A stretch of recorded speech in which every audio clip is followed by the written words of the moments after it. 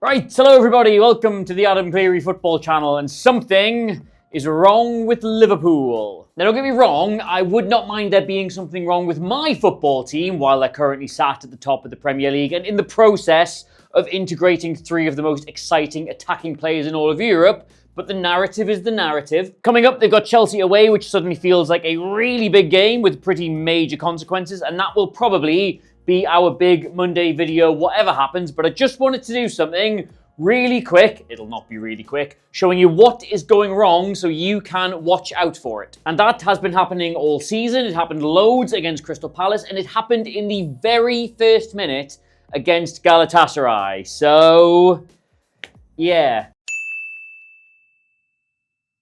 Right, so we've got two very important things to start with, and the first one is, if you can hear an air conditioner going during this video, I'm not sorry about that. I was under the apparently mistaken impression it's October in the UK, so I wore a jumper and I've come in and it's about 1,000,000 degrees, so if you can't hear that, please live with it. But secondly, and actually relevant to the video, is that when Arne Slot got the Liverpool job, he decided he wanted to bring back a little bit of Liverpool's pressing identity. Not quite to the same levels they were doing it under Jurgen Klopp when it was like the whole thing, but just enough to make them a far scarier proposition when the opposition had the ball in their own third. And what characterised this wasn't necessarily sprinting all over and being in your face, but the coordinated way they would do it. They went to Old Trafford very early on and scored 3 goals as a direct result of pinching the ball off a Man United player and attacking really quickly. First, they intercept this pass out from the back by Casemiro and wind up with Diaz totally free at the back post.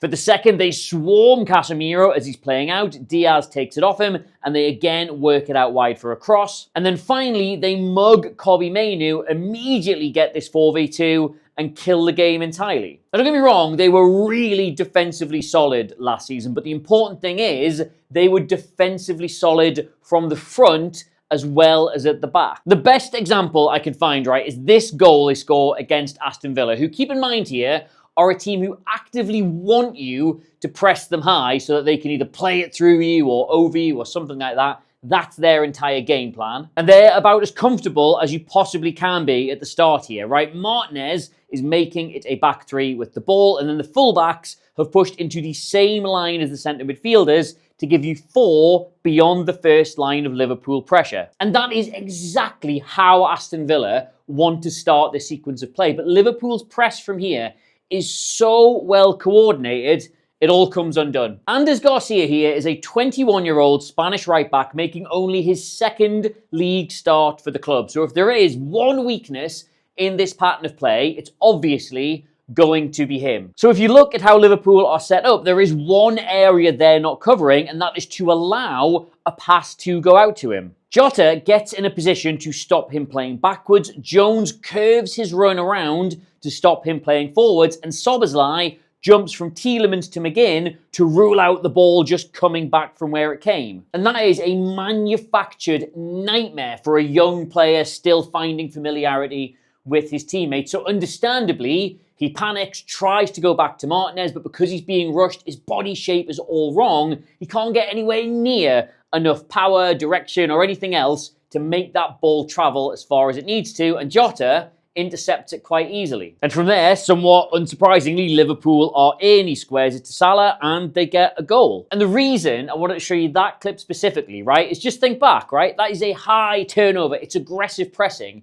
but nobody made a single tackle. It was all down to how structured it was, how they all did the right things at the right time, and how they forced a mistake as a result. Nobody actually won the ball. And the two things I want you to take away from that example, right, is that last season, Liverpool at their best was so coordinated and proactive at both putting pressure on the ball and also stopping the opposition playing forwards.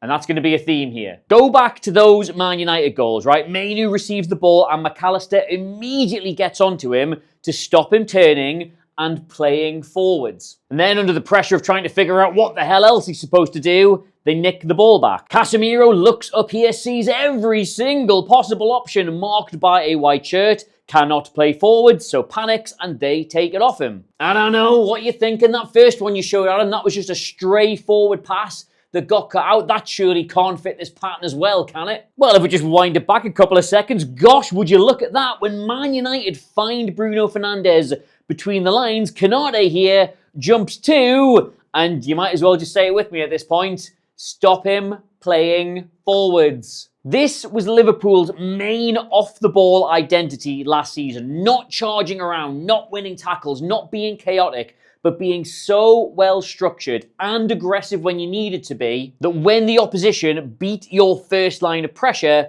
you would force them whenever possible to go backwards with it. But the thing is, right, that was obviously the past, and we're here to talk about the present, aren't we? So shall we have a little look at the very first minute of the Galatasaray game? Ball with the goalkeeper, no problem there, but only Ekitike putting any pressure on it, and even then, at a jog. When it goes out here to the fullback, he has so much time to get his head up, consider his options, maybe even carry it forward if he wants to. And this isn't what he ends up doing, but if you just stop it there and have a look, right? If he decided to play the ball in here, there's no pressure on that whatsoever. He could get turned, he could get his head up, he could consider his options as well. But that isn't what he does. He instead goes long, which feels like a bad idea, but somehow he manages to hit a player in between Liverpool's midfield and defensive lines. He's also got all the space he wants. Now, last season, two things would have happened here. Either Ryan Gravenberch here would be sitting on him, so that pass wouldn't even be an option, or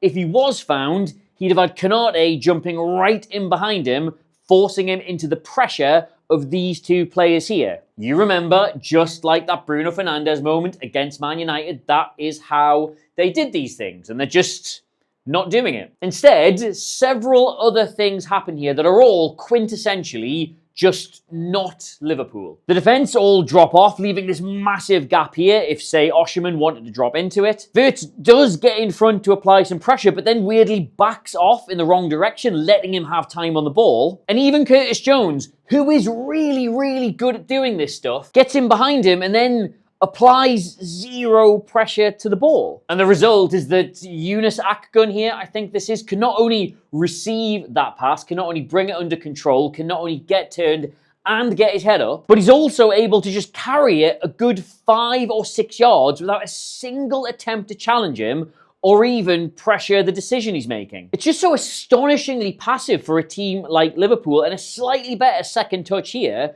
and it's probably a goal. In fact, what's even madder about this clip is if you go back and you just watch Van Dijk, he realises early that there's going to be no pressure on the ball, so drops off even sooner, allowing him to stay with Osimhen and stop them getting one of those, like, 2v1 square pass FIFA tapping goals that everybody apparently hates. Now, look, right, do I think that Liverpool fans should be worried about any of this?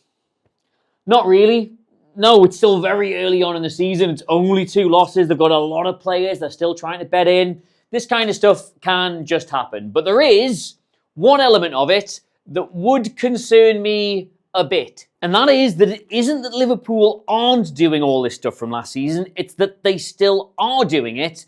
It just doesn't seem to be working. Now, I watched the entire Liverpool versus Crystal Palace game more than once. That's his job. That's right, for the Crystal Palace video we've just done. And early on, there is a sequence where Wirtz, where McAllister, where Kirkes all jump at exactly the right time and with the right amount of intensity to force them back. That's exactly what Liverpool were doing last season, and crucially, 2 of the new players are doing it there very well. But for every good example of this you can find in that match, there are another, like, 10 where they either don't do it right or don't do it at all. The best chance of the match, they are perfectly set up here. Isak and Salah are there to pressure the ball, the midfielders are there to stop passes into this space, and just nothing. They do nothing. Richards moves the ball inside, and Isak just stops his run entirely. Mo Salah backs off, and Lacroix carries it forward under no pressure whatsoever before hitting a really nice pass in behind the defence that Munoz should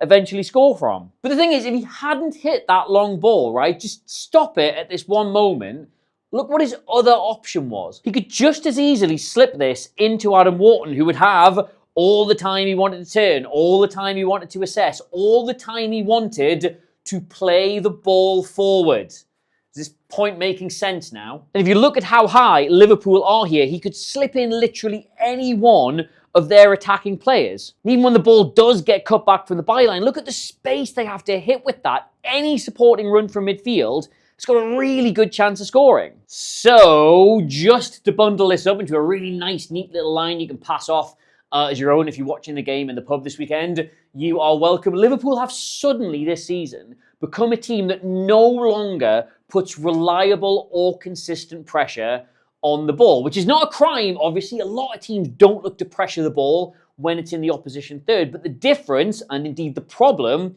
is that virtually all of those teams don't then have a really high line. If you want to push your defenders up like this, it requires your forwards to stop passes into the midfield, and then your midfield to jump up and stop players turning when they do get through. And if you're not going to put that reliable or consistent pressure on teams in their own defensive third, you are giving them the time that will let them access the spaces in midfield, and in Liverpool's case, the space they leave in behind. And you combine that with just how good they are going forward, how much talent is still in this team, and you're ending up with these really dramatic, high-scoring, chaotic games. And we will get into what the root causes of all of this happening are in some other video, I presume. But if you want a really quick, oversimplified answer, it seems pretty straightforward to me that if one year you go from having Diaz and Jota and Szoboszlai as your top-end system players, so well-drilled in what you're doing, and then the very next, you've got Ekitike and you've got Wirtz and you've got Isak, who are not system players at all, but instead elite-level individuals, that the system is going to suffer as a result. And that's not inherently a bad thing if you are capable of scoring your way through periods of tactical dysfunction, which Liverpool literally were doing. But the problem they have is that the results have now caught up with the performances before the performances caught up with the results. It was always going to go one way or the other, and it's gone the bad way. So yes, I know I said that was going to be quick at the start. I suspect it probably hasn't been. So thank you for sticking with all that. That is a bit of a simplified version of what is going wrong with Liverpool that you can watch out for the next time they're on the telly, because it's always happening. Until next we meet, you can get me across all the social medias at Adam Clery, Clery, and I forgot to drill you about it at the start of the video, but we have recently launched channel membership, which I'm genuinely so stoked about. Not taking anything away, giving you more, and with interactive stuff and free stuff and exclusive stuff and discounted stuff on merchandise. I can't believe I had one to hand, like the ACFC kit, which it's nice, isn't it? Get some money off that, as well as loads of other fun stuff. I'm rambling now. Let me know what you think, Liverpool fans, in the comments down below. What do you think the problem is? I would like to gauge some opinion on this, and subscribe to us here if you haven't already, but I think I did already say that. That's Liverpool. I'm me. You knew both of those already. Goodbye.